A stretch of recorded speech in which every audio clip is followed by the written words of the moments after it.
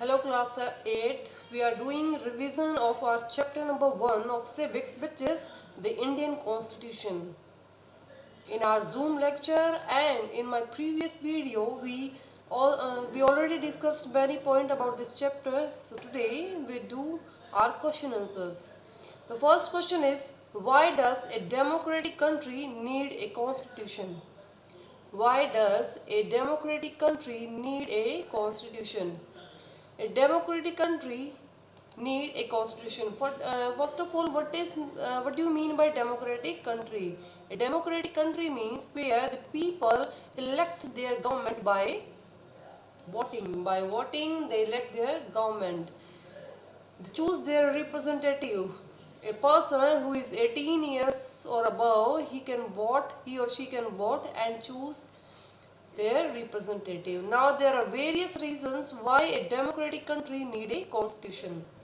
The basic idea on the basis of which we as citizens aspire to live in our country are mentioned in our constitution.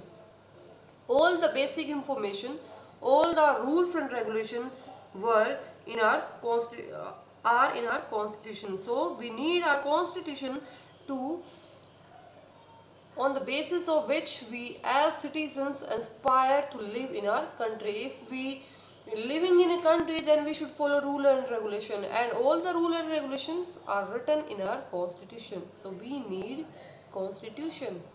It tells the fundamental nature of the society. It tells us our fundamental duties, fundamental rights, so that every person can live in independently. To define the nature of the political system of the country. It defines how a government works, what are the powers and what are the limitation of a government. It clarifies all the points. All the points are mentioned in our constitution. Now the fourth and last point is, it states a set of rules based on which people belonging to different religion communities can peacefully coexist with each other. In democracy, we follow rules and regulation. By this, we all, in India, we know there are different variation, means different religion, culture, caste, community, food, clothes. So, in spite of this, we all are living together and we enjoy each and everything. We enjoy all the festival with great joy because of constitution. By constitution, we all are bounded to follow rules and regulation. So we can't harm any other person. Now next question is, look at the wording of the two documents given below. The first column is from the 1990 Nepal Constitution. The second column is from the more recent Constitution of Nepal.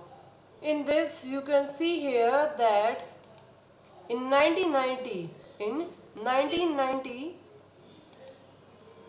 Constitution of Nepal Part 7, Constitution of Nepal Part 7 Executive, and here 2015 Constitution of Nepal Part 7 Federal Executive. We discuss what is federalism, when the power is distributed into different levels. So executive power, here is one the executive powers of the Kingdom of Nepal shall be vested in His Majesty and the Council of Ministers. In this part, in Article 35, they talk about the 1990. In 1990, all the powers in the hand of Majesty, means वहाँ के राजा के हाथ में थी. And now in 2015, Article 75 means all the powers are in the hand of Council of Minister. Now there is no monarchy system, all the powers in the hand of Council of Minister. So what is the difference between these two statements? In Article 35 of the 1990s Constitution of Nepal, the power to rule the country, to set rules and to manage the country are all vested in the king of country. It means that in this paragraph all the power in the hand of king, but in this all the power, but in Article 75 of 2015 the Constitution of Nepal states that the rules, governance and management of the country will be based on the laws mentioned in the constitution of the country under the supervision of the minister. It means that all the power in the hand of ministers. People, those who are living in Nepal, they will follow all the rules and regulations. They will follow constitution so that all people can live in a country. Now next is, what would happen if there were no restriction on the power of elected representative? Here you can take an example of your class monitor also. If the power of your class monitor, or if the power of your class teacher are unlimited and there were no restriction on the power of your class teacher or on the power of monitor in your class, then what would happen? He or she will misuse his power. In democracy, the citizens of the country are responsible for electing their leaders. In a democracy, the citizens of the country are responsible for electing their leaders. We choose our leaders by voting. However, there is always a possibility that the leader might misuse their authority. It might be that they will misuse their authority. When the power is unlimited, then they will definitely misuse their powers and use it for wrong purpose. When they have power, when they have more power, then they will definitely do wrong things and they will use their power for wrong purposes. Means गलत कार्यों के लिए अपनी powers को use करेंगे. Hence the constitution has provided measures to safeguard against such misuse of power. But in spite of all these things, the constitution has provided measures to safeguard. Means हमें सुरक्षा प्रदान करता है हमारा constitution against such misuse of power. ताकि कोई भी minister अपनी पावर का मिसयूज ना कर सके. The constitution, our constitution provide us safeguard. Now next question is, in each of the following situation, identify the minority. Write one reason why you think it is important to respect the views of the minorities. Here is one example, and then you will tell me that who is minority. First of all, what do you mean by minority? Minority means less number of people. In your class, if 40 students are there, total students are 40. Out of 40, 10 are girls and 30 are boys. 30 are boys. Then tell me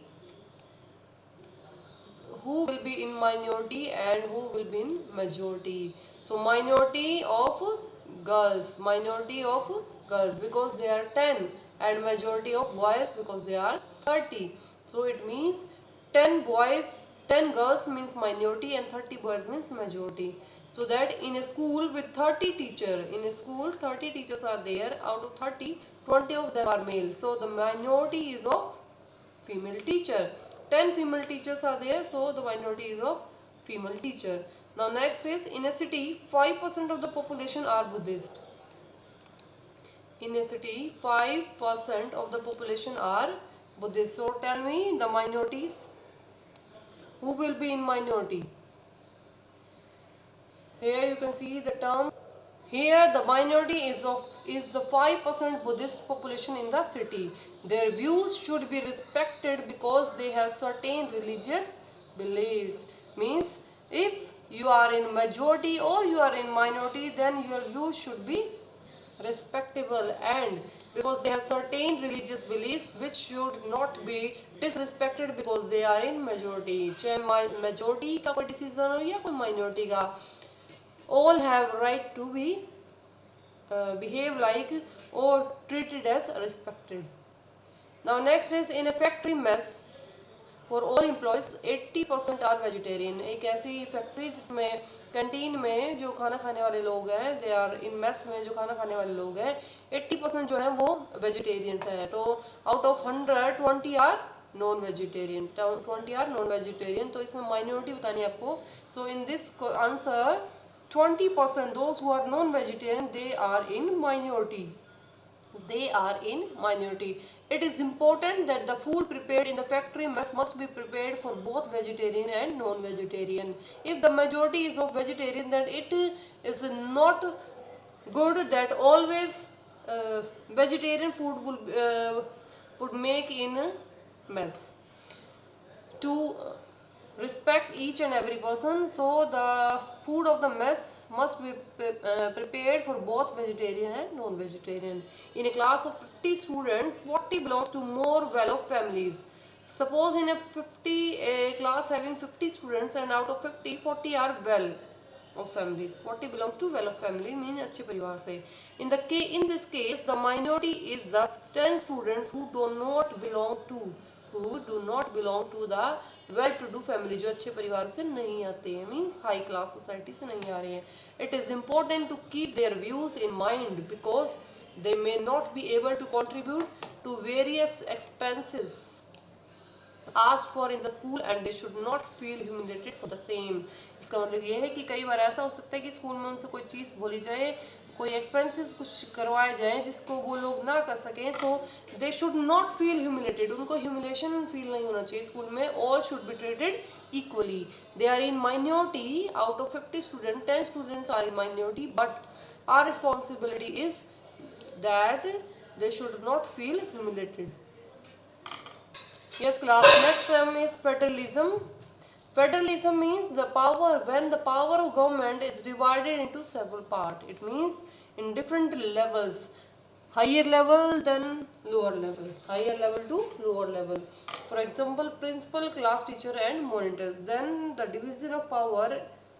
India, there are people living at different levels and only one level of government cannot govern them. सिर्फ एक प्रधानमंत्री, prime minister और president, they cannot control all over the India. So a small level government is also needed. Hence to form a government for different level for important. Hence to govern a village, Panchayati Raj is responsible for state. The state government is responsible, and for the entire country the central government is responsible for governance. If the issue is related to center or our country, then this matter goes to central level government. If the matter is about any particular state, then it goes to state government. And the topic is about small level or any community or any small issue, then it goes to Panchayati Raj or to the municipal corporation or committees. Now next is separation of power. Separation of power, similar, they both are similar, but the difference is in federalism the distribution of power like this, means first central level government, state level government, and then district level government. Now the separation of power in this, the distribution of power like this. Here is the first is legislature, second executive, and then third judiciary. In this the distribution of power like this, legislature, executive and judiciary. Now the work of legislature is to make laws. They make law for our benefit, for the welfare of society. Now second is executive. The work of executive is to implement all those law on us, they enforce law on us. And the work of judiciary is if anybody will not follow the rule and regulation, the work of judiciary is to do justice. Now they are called organs. They are called organs. They are called organs of governance. Organs of governance. So here you can identify federalism means distribution of power like in vertical, and the separation of power means distribution of power in horizontal. Now next is fundamental rights. Many times we discussed about the fundamental rights. We have 6 fundamental rights. We have 6 fundamental rights. It means that when we are living in a country, then we should have some rights so that nobody can violate us, nobody can exploit us. The fundamental rights are a set of rights that the Constitution allows every citizen of the follow. These rights include right to freedom, you have right to equality, right against exploitation, right to freedom of religion, cultural and educational right, and right to constitutional remedies. Right to constitutional remedies is known as soul of the fundamental rights, because without this all the rights will not work. This right give every citizen of the country the right to be considered as an equal. It provides it is a symbol of equality also, because everybody has 6 rights. Nobody, nor the president of our India having 7 rights, or not about you and not about me. Everybody has 6 rights. So it is a symbol of equality, to get equal education opportunities and to be equal in front of law. In right to equality, we have equal right. The government will not discriminate on the basis of race, caste, sex, religion or any other. Now the last one is parliamentary form of government. In this parliamentary form of government, it means that we have universal adult franchise, means we have right to vote in parliament. Parliament means parliament is a combination of Lok Sabha, Rajya Sabha and president. In parliamentary form of government, a democratic government is one where the citizen of the country have the right to elect their representative. When the constitution was being made, it was made sure that every citizen of the country, irrespective of caste, color, creed and religion, will have the right to elect their leaders. Everybody has the right to vote, so that it's called universal adult franchise. Now this term is include the suffrage. What is suffrage movement? Suffrage movement means when the women fought for their right to vote. The right to vote will be given to all. In this parliamentary form of government, everybody has right to vote, so that we choose our representative, we make our government, and this government will do work for our welfare. So class, this is all about your chapter number 1 of civics. I hope you all will learn it for your exam and for your future exam also. Whenever you will give any government exam, this term will be very beneficial for you.